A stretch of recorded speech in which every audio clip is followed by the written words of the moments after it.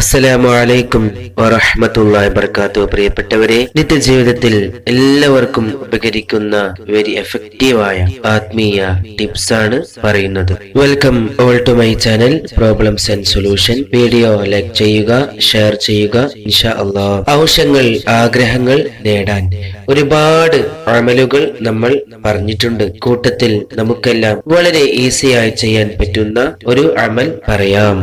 മുജറബാത്തു സ്വാലിഹീൻ എന്ന കിതാബിൽ മഹത്തുക്കളാൽ പറഞ്ഞ അമൽ പറയാം. ഇശാ നിസ്കാര ശേഷം 4 റക്അത്ത് സുന്നത്ത് നിസ്കാരം രണ്ടായി നിസ്കരിക്കുക. ആദ്യം 2 റക്അത്ത് നിസ്കരിക്കുക, സലാം വീട്ടുക.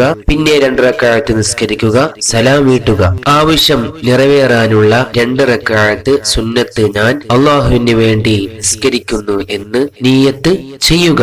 1-ാം റക്അത്തിൽ ഫാത്തിഹ ഓതിയ ശേഷം ആയത്തുൽ കുർസി 3 തവണ ഓതുക. 2-ാം റക്അത്തിൽ ഫാത്തിഹയ്ക്കു ശേഷം എല്ലാവർക്കും അറിയുന്ന ഖുൽ ഹുവല്ലാഹു അഹദ്, ഖുൽ അഊദു ബിറബ്ബിൽ ഫലഖ്, ഖുൽ അഊദു ബിറബ്ബിൻ നാസ് ഈ 3 സൂറത്തും ഒരു തവണ വീതം ഓതുക.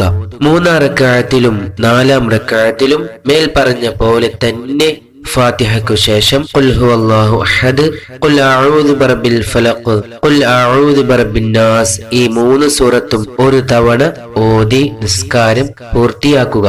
ശേഷം നമ്മുടെ ഉദ്ദേശം, ആവശ്യം, ആഗ്രഹം മുൻനിർത്തി ദുആ ചെയ്യുക. മഹത്തുക്കൾ കിതാബിൽ പറയുന്നു, ഇങ്ങനെ ഞങ്ങൾ ചെയ്തിട്ട് ഞങ്ങളുടെ ആവശ്യങ്ങൾ പൂർത്തീകരിച്ചിട്ടുണ്ട്. പ്രിയപ്പെട്ടവരെ, എല്ലാവരും ചെയ്യുക.